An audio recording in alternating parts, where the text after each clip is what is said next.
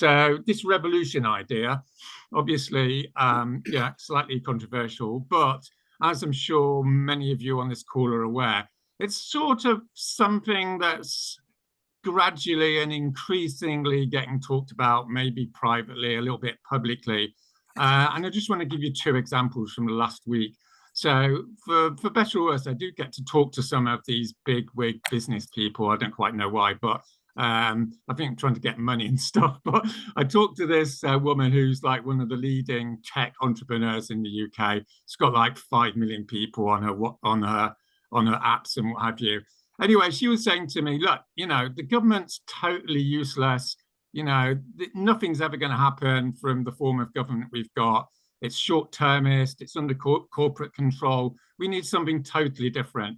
And so that sounded quite good. And then 2 days later, I was talking to this guy. He's about my age. He spent several years running a massive part of the UK energy infrastructure. Used to be in the oil industry. And without any prompting, he said, Roger, we need a revolution. I was thinking, oh, okay, that sounds familiar. So he said, look, the problem is capitalism being what that specifically means, and we're talking about this loads more, obviously, but, the bottom line is as soon as anyone tries to be more ethical, tries to be more decent, they lose money, the share price goes down, and within a year or two, everyone's forced back into this mode of operation where we're just destroying nature, destroying parts of the world, going to war and all the rest of it, because the system forces us to basically destroy ourselves. And that's why we need a revolution. And that's why a revolution is necessary.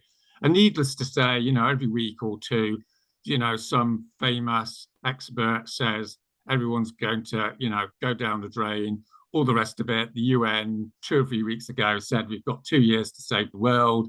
They're not exaggerating. Economies are going to be decimated. We hear this so often, we've sort of become numb to it, but it is what it is, right? This collapse is coming. It's inevitable. We are going to have fascism unless we create an alternative. And that's really what this weekend is all about. It's what Revolution in the 21st Century is all about. We're trying to be in service in a little way, or maybe in a big way, to actually create this alternative to the fascist future that is now looking like it's going to be upon us sooner than later. So, yeah, as far as the revolution idea is concerned, despite the rather retrographic, the plan is to try and create something new and fresh for the 21st century, hence revolution in the 21st century. So this is not about putting posters of, blokes from Cuba on your wall when you're a college student. It's not about reverting to some bloodthirsty, stereotype of 20th century revolutionaries. What it's about is something real and specific, which is assembly-based government that stops capitalism and revitalizes democracy. It's a concrete, doable, and definitely attractive idea. And once we have assembly-based government, and we're talking about it more, then we're going to relieve the rich of their money. Obviously, we need to slash emissions and do earth repair technologies. That's the top line, 15-second slogan, as you might say, for what we're trying to do here. So the last thing I'm going to say before I introduce Chris is just to remind ourselves, and I don't need to remind many people who have come, I'm sure, that this is all about what we call praxis. This is not going to be, another conference going on about how it's great that the world should be a better place and won't it be great, and then we all go home. It's about fusing practice and theory and bringing them together. And dare I say it, in 2 days' time, I'm going to be in a British courtroom, accused of God knows what for making a speech. And by the end of next week, I might be in prison. So I'll do my bit, or people are doing their bit to me, depending upon how you look upon it. And I'm sure many people in this call know what life's like nowadays. It is what it is. So with no further ado, I think I am talk for too much there. Yeah, it's 3:15 in the UK. That's good. I just want to give a warm welcome to my good friend, Chris Hedges, who's come in from America. Hello, Chris. Do you want to say hello or something? Yeah, great to be here, Roger. Thanks. Yeah, well, in case people don't know, I had the great honour, and it was a genuine honour, I'm not just saying that, it's a great honour to have known Chris for a few years now, on and off since I helped found Extinction Rebellion. And I've always had a really genuine and deep affinity to Chris's approach, his moral seriousness, his rootedness in the revolutionary episodes of the last 30, 40 years, and of course, the tradition that we are both part of, which is this humane revolutionary tradition, which has been going on for 200 years. And so I'm very happy you're here. Thanks, Chris. Thank So you.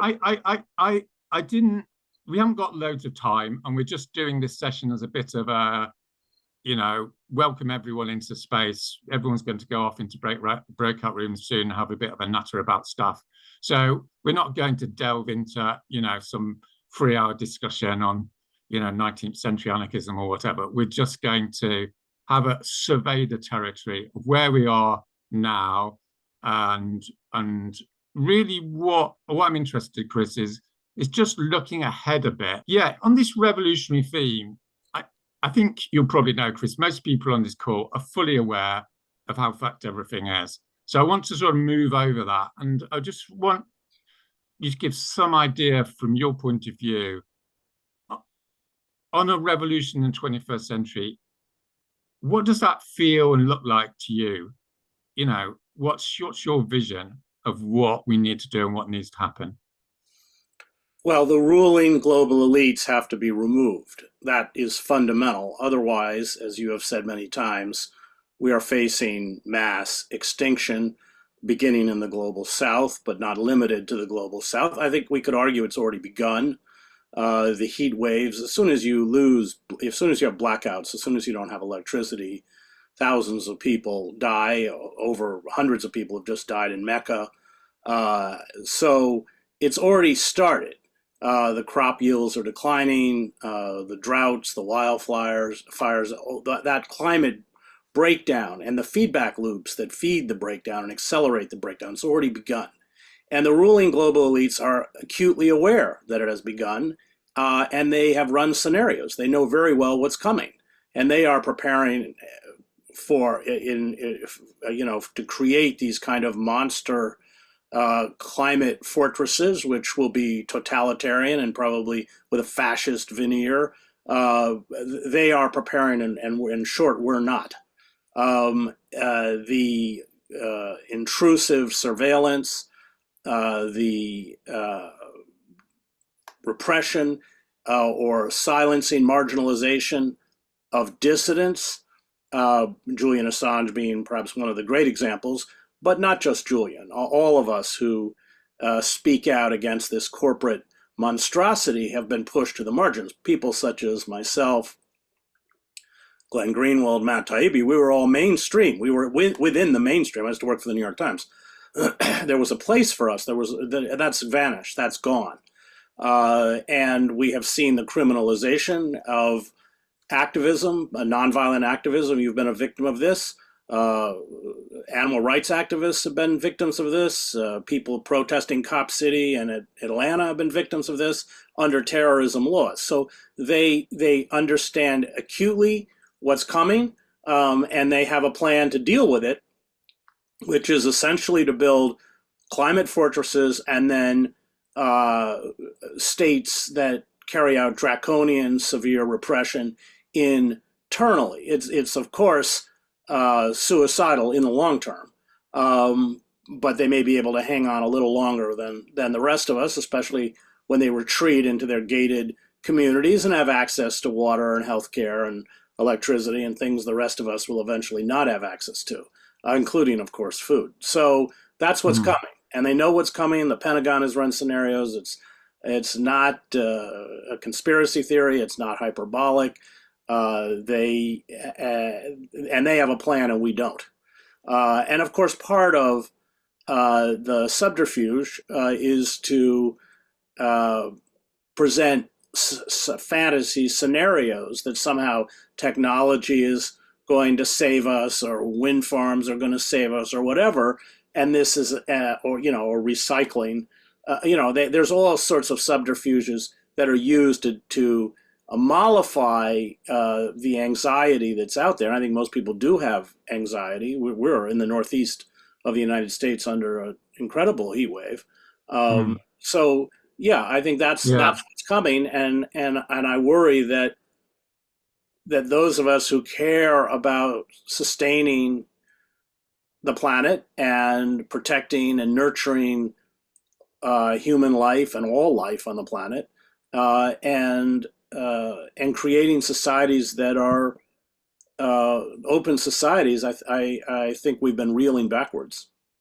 Yeah. Well, as you probably know, the history of revolutionary periods is that in the pre-revolutionary period, a significant number of people who were in the mainstream are ostracized as part of the suicidal collapse of the system, as you might say. And, you saw this in many different historical periods. So in a way, it's not that unusual, that, for instance, you're not writing for the New York Times anymore. You know what I mean? I get on the BBC once every 3 years, even though apparently I'm the second most influential environmentalist in the UK. It's extremely difficult to say 2 + 2 = 4, right? Without getting taken out by the system in terms of silenced. But, what I wanted to say was, we know this is the way it goes before major ruptures. There's this massive suppression. And what I'd like you to comment on is what's it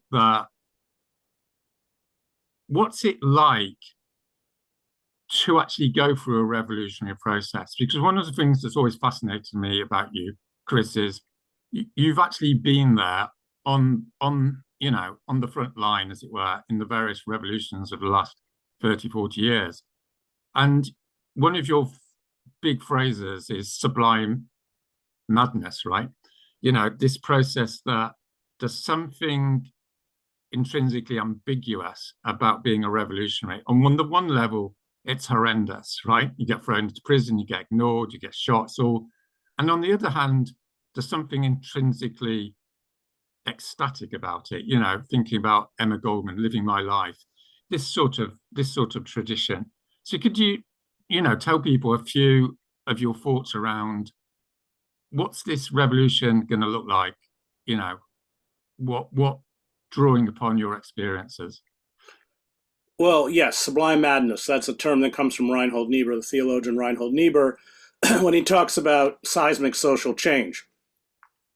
That it's driven by people who that vision essentially drives them. They don't drive that vision. And it's a moral imperative, one that they're willing to sacrifice their lives for. And in a revolutionary setting, many do sacrifice their lives for it, especially that first generation of revolutionaries. So yes, sublime madness is key. I think the other interesting thing, having covered, as you pointed out, the Palestinian intifadas, the revolutions in Eastern Europe, is that the key turning point, Crane Brinton writes about this in Anatomy of a Revolution, and he's correct, is when the ruling class, ruling elite becomes so discredited, the foot soldiers of the state will no longer protect it. And at that point, they're finished. That is the collapse of every, so it is an ideological battle.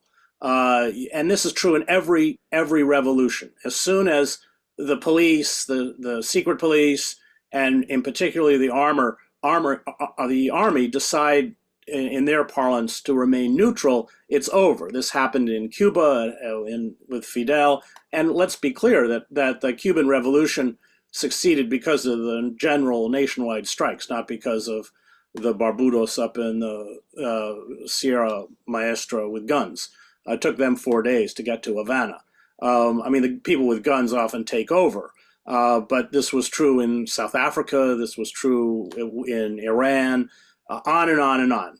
So as soon as it was true in the French Revolution, as soon as it was true in the Russian Revolution, when the Cossacks would no longer protect the Tsar, that's the key moment. So that really makes all revolutions a kind of a battle of ideas, a battle to expose the bankruptcy and immorality of the ruling class and hold up another vision.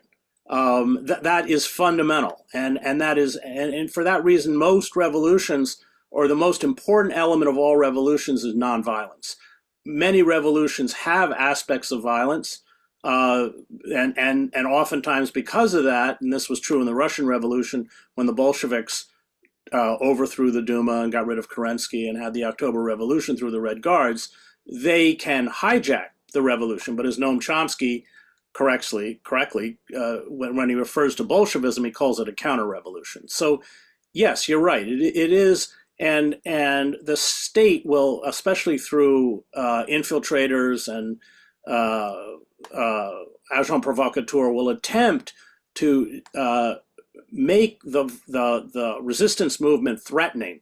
And we saw this in Zuccotti, for instance. So I spent a lot of time in the Occupy encampment in New York, and on the weekend you had people coming in from New Jersey, parents with their baby strollers. This terrified the state. They had to demonize it. They have to demonize it, and because then they can deal with it. In the game of violence, they can win. They will always win. So yes, I think that is the great fallacy. When we use the word revolution, we don't understand the primary importance of nonviolent civic disobedience that essentially, and this is in particular the strike, that has the ability to shut the system down, cripple it, and destroy it. Yeah, well, it's really great, isn't it, to get into the actuality of what this is meaning. And this is very much, what we're trying to do here is get beyond the superficialities, TV sort of images, all this sort of thing. What does it mean to have that strike? What does it mean to have mums with their kids coming onto the street? And I totally agree with you, as you know, that's what it looks like historically and ideologically.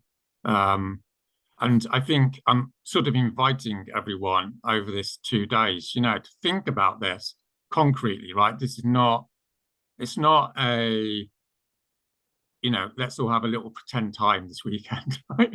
We've got a job to do. And we will be thinking, concretely about what we need to do, which leads me on really to the last question, because I want to give time for everyone to have a bit of a chat. But Chris, one of the things, without beating around the bush, that's most admirable about you is how resilient you are. You get up every, month or so for the last few years and you do a speech and everyone's going, it's so bad. The situation is so bad, isn't it? I mean, it is what it is. And yet you're still there. You're getting up. You're doing it. And this seems to me like a critical thing we need to learn to do, is to keep going. So I just want you to share, if you don't mind, just a few thoughts about what keeps you going. What is it gets you up in the morning going, right, this is what I'm going to do today. Throughout my career, going all the way back to the early 80s when I covered the war in El Salvador, 7 years in the Middle East, the war in the former Yugoslavia, and now I've been teaching in the New Jersey prison system for 14 years, I have consciously built close relationships with the oppressed. And of course, I've been very outspoken about the genocide in Gaza because I spent on and off 7 years in Gaza and have friends who have been killed, or many of them, a lot of them have just disappeared. We haven't heard from them for weeks. And I think that that's key. I think too often liberal elites, the oppressed, are an abstraction. And when you walk out of, we have 25% of the world's prison population, although we're less than 5% of the world's population. When you walk out of that prison, if you're not angry, you don't have a heart. And you can't betray those people. You can't betray whatever, and the Zionist lobbyists, of course, come for me. But anything they do to me is nothing compared to what they're doing to people I care about in Palestine. So I think the key is building relationships with victims of oppression, including climate oppression. I think that's key. And that's what keeps me going. I have I'm often accused of being very dark, but the situation is dark. It doesn't help us to be Pollyannish, to sell hope. That's what advertisers do. That's not our job. Our job is to speak truth. In fact, I think, as you have said correctly, this kind of mania for hope has been disempowering, not empowering, because it hides the crisis that is looming in front of us. And that, I think also that comes out of having been a war correspondent, where you had to make a very cold assessment of what was happening around you if you wanted to survive. And those people who, again, somehow thought they were immortal, that happens to young war correspondents, often end up dead. So yeah, I keep going. You know, Augustine said, as hope has two beautiful daughters, anger and courage. Anger at the way things are, and the courage to make sure they don't remain the way they are. But anger, not hatred, but anger is key. If you're not angry at the gross injustices and abuse that is being visited as we speak on people in the global South, if you're not angry over that, then you don't have a conscience. So I would say that connection with oppressed communities is the driving force. That is what pushes me to keep going. Yeah, that's spot on.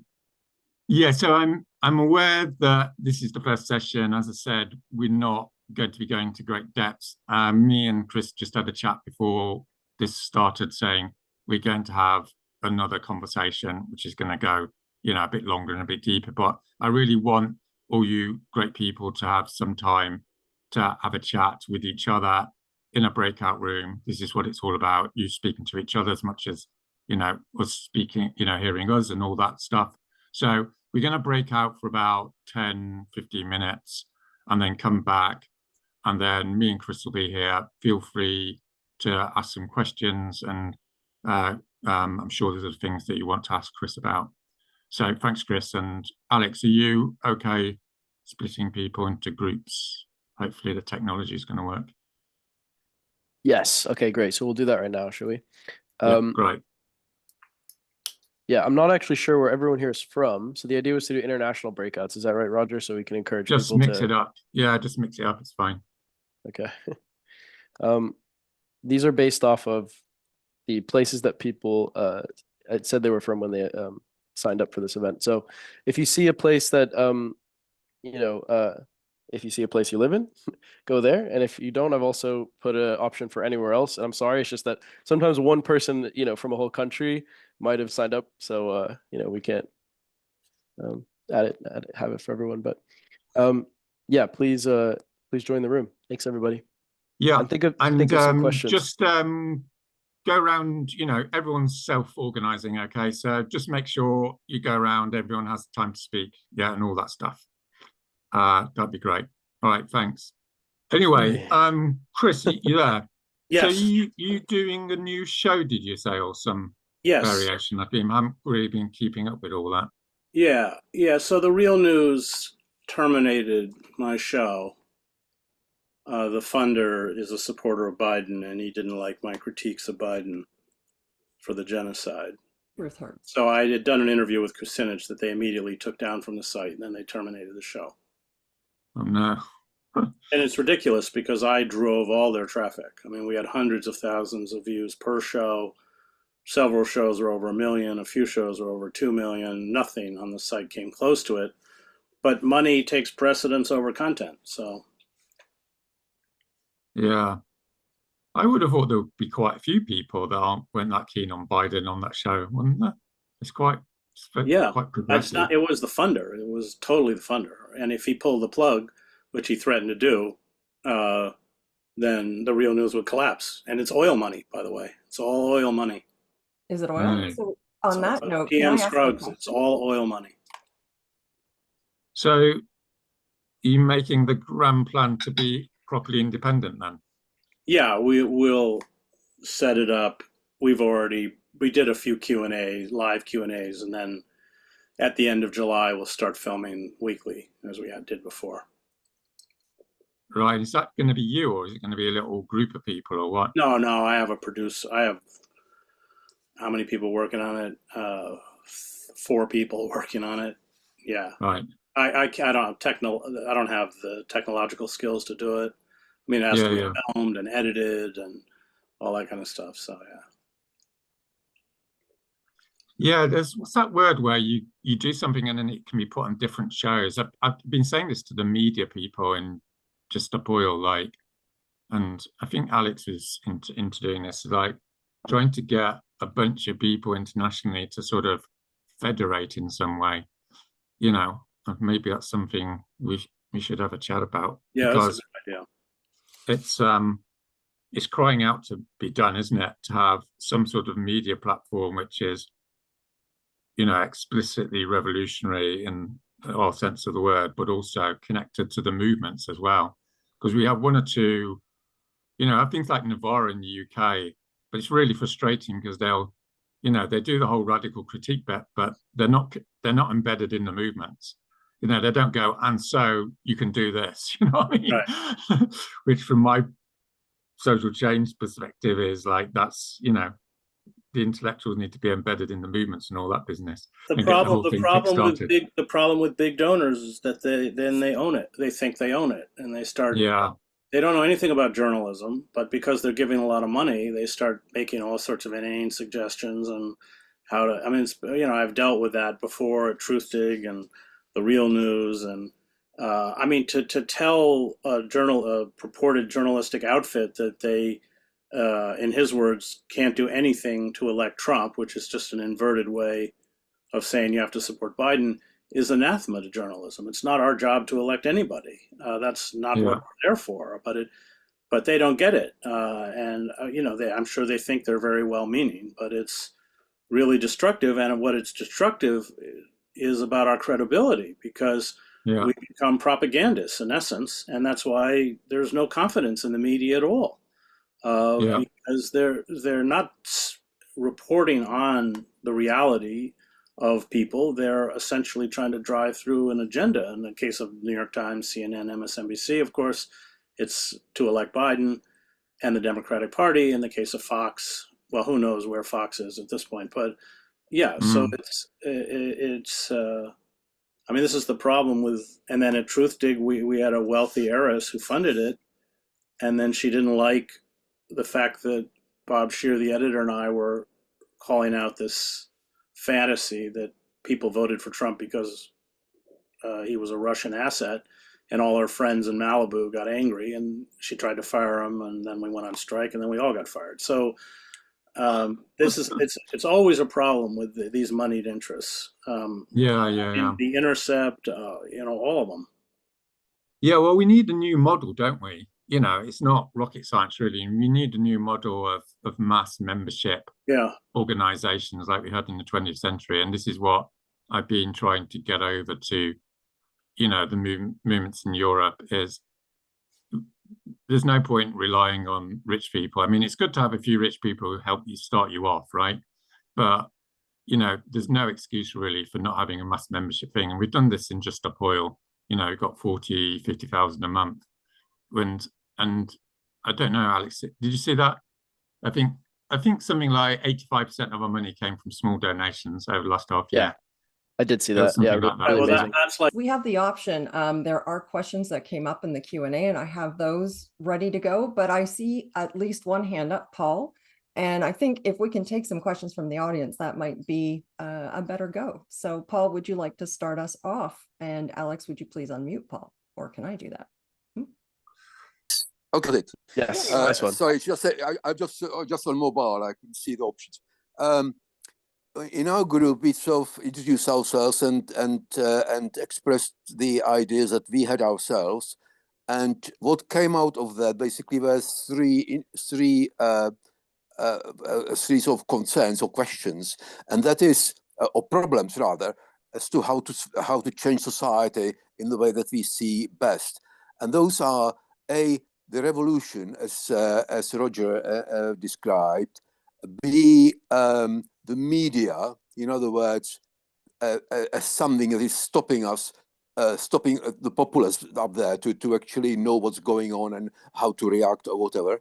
And number three, the assemblies themselves, how to organize it so it spreads fast enough to actually make a difference, because the assemblies are by definition small events in individual places, and that may not be may not be fast enough.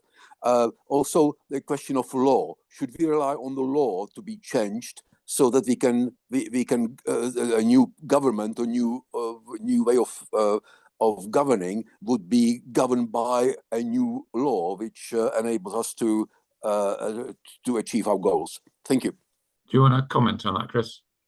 Yes, I'll comment on just a couple of points. I mean, and I know you also have said this, we have to break the law. The law will be increasingly, as things deteriorate, used as a source of oppression. I'll go back to the case of Julian Assange, where the UK courts have violated just about every point of due process, including all of his conversations with his attorneys were recorded by UC Global, the security firm in the Ecuadorian embassy. It was a Spanish security firm, and then given to the CIA. So that's public. That came out in a trial in Spain of UC Global. So that alone violated attorney-client privilege, and should have seen the case thrown out. It wasn't. That's just a small example of how. And then, of course, all the raft of anti-terrorism laws that are being used against nonviolent activists. And of course, Roger's been a victim of this manipulation of the law. So the law is an instrument that they will use to essentially shut down dissent and shut down organized resistance. But again, it goes back to that the moral imperative of breaking that law exposes how unjust not only the law is, but the system is. And then just all revolutions start local and all revolutions start small. And I'll let Roger add anything he thinks. In short, Roger, so we can get more on the answer and less on the question. Okay, guys? Yeah. So I see that Richard has his hand up. Go ahead and unmute, Richard. So we had 7 people from North America, and a couple of comments were made. One, regarding Sublime, the feeling of sublimity when you take an action and you are in the action. And one of our mates was telling us how she was arrested for an action, and she felt that sense of unity with the goodness of what they all were doing. We also talked about the law. One of our members has a podcast about the U.S. Constitution and how the Constitution is not fulfilling its vision of what it's supposed to, and it needs to be completely replaced with something more effective. Karen had a comment too about this whole thing and the language that we use and the values that we express in this effort have to be all about the true freedom and not the MAGA freedom of doing whatever the hell you want to do, no matter who it hurts. Those are comments from the 7 people in our group. Thank you. Thank you for doing this, you guys. It's awesome. Yeah, I think that those are all good points. It is going to require, especially at the beginning, the acceptance that those of us who stand up and oppose this system are dismissed. Roger talked about being on the BBC. I listened to that interview, one of them on Hard Talk with Stephen Sacker, and it was a pretty aggressive attempt on the part of Sacker to discredit you. I mean, I thought, it was a very, as somebody who works in the media, a very hostile interview. And so that when you do get media attention, whether they succeed or not is something else, but the attempt, we have to remember who these people are working for. The attempt is to crucify us and dismiss us. Yeah, but it's worthwhile remembering, of course, that the media, like you were saying, Chris, over a period of time, it diminishes itself if Yeah. it doesn't maintain its independence. And I think it contrary already has, which is why they're so yeah, aggressive towards alternative media. yeah. But the paradox, of course, is people, you know, stop listening to it. Right. Well, which And they have. and I mean, we know. you know, we're reminded of the Soviet Union, where all the media was, you know, controlled by the state, and then suddenly they had a revolution, and it's because no one believes in all that shit anymore. You know, like, this is one of the big paradoxes, isn't it? Is people can see what's happening. Certainly the case in the UK. People can see what's happening. They're not stupid, and if the corporate media continues to pretend everything's fine, then people know they're lying. And you know, this is one of the dynamics that's going on in our country at the moment. So, Roger, in time, I'd like to make sure we get a couple more questions in. Miguel, you're off mute. Please go ahead. And then it's Christy. Okay, yeah. So thanks, Chris and Roger, for what you've just said. Yeah, the question would be, how do we organize the revolution internationally and nationally, looking at all the details? Great. Oh, that's something Roger better answer. Yeah, well, you know, answering that in 2 minutes is gonna, by definition, sound naff. But like, but I think, you know, one of the things I'm going to talk about later on today is about bringing people together to coordinate, because that's the big problem. I think we've had 30 years of neoliberal defeatism, where people set up little campaigns and, you know, little initiatives. I was talking to someone the other day. They said, "Oh, we're going to do this." I'm thinking, like, why are you just thinking about what you're just going to do in your little spot? You're just going to be taken out by the fascists. You know, what we need is mass movement organization. That's the only thing that's going to save the world. And that means we're going to have to give up our little organizational egos a bit and come together concretely, for the sake of argument, once a month, and say, you're doing this, you're doing this, you're doing this. Okay, let's not do all of that. Let's do something where we all work together and within a revolutionary frame. And I think that's the exciting prospect, both within countries and between countries. And so, you know, concretely thinking, right, November, you know, November and May are the two revolutionary months, right? It's not too cold, it's not too hot. Let's coordinate globally around demand/carbon emissions. And if countries don't, then we start creating alternative governmental institutions. And that's the global agenda, potentially. Shall we go to Christy for the last question, Kim? Absolutely. Christy, would you please, I'm going to ask you to unmute. Yeah, thank you.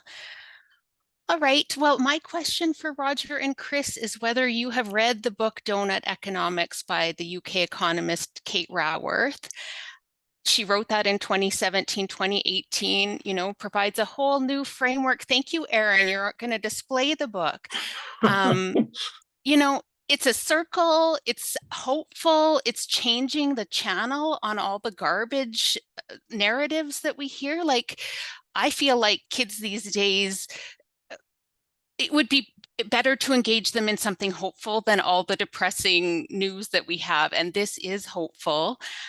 Chris, I know you're not big on hope, but I think maybe that's how we get people to come and make it a party and make it, you know, I know Occupy was criticized for not having a solution, right? We didn't come with the solution. Well, here Kate has written a book about how we can make policies that make us live within the planetary boundaries and make sure that everyone has enough.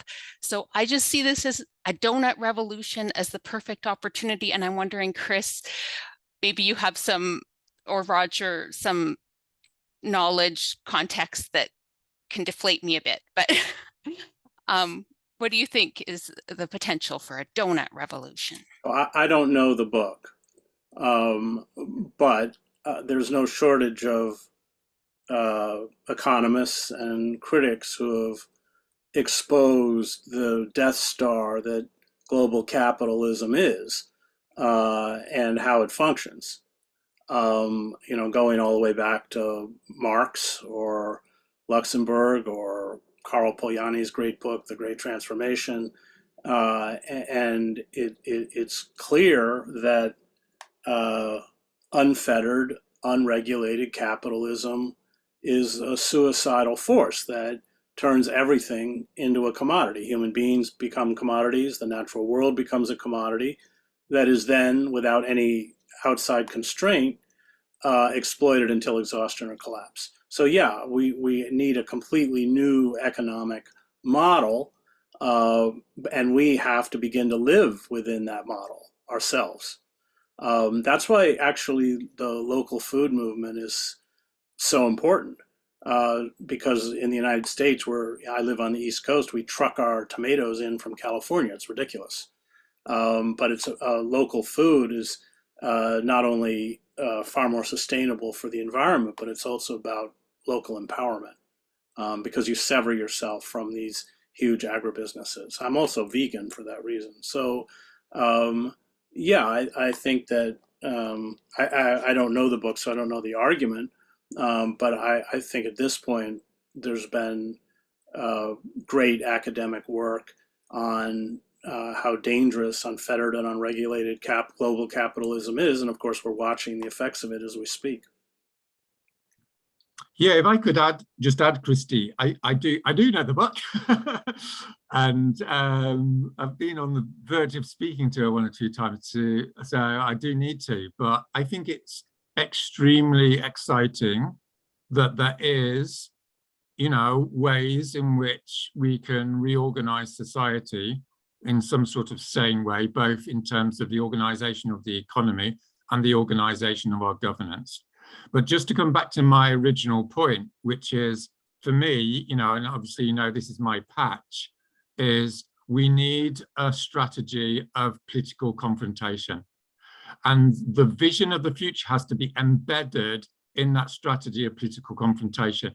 And this is the big disaster of Western intellectuals, is they go to conferences, no disrespect to the person who wrote this book, because I'm sure she's great, but people still have this model of going to conferences and use the theory of change of information transfer and think that that does the job. Information transfer is fact. Like, everyone's got the information. What we need is confrontation. In other words, if you don't engage with this new form of economy, we will close down the fucking economy, right? Because we're over it. And this is what we're going to do. You see what I mean? So we need to combine the two together. There's no point having a revolution with no program, right? That's disastrous. But it's disastrous to have a program without a theory of revolutionary change. And as Chris has said, we know how to do that, right? It's not like it hasn't been done before. So I think we're going to have to stop, aren't we, Kim? Unfortunately, there are so many amazing questions in the Q&A that we did not get to, and I really apologize, everyone, for not getting to your questions or comments.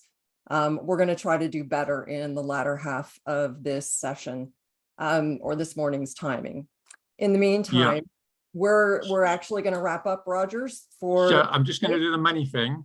Yes, please. That's I was right. So saying. Yeah, please. And also I just want to say we've got quite a few sessions, so there's going to be plenty of time. The session this evening, there'll be a long Q&A bit, so we can have a longer chat then.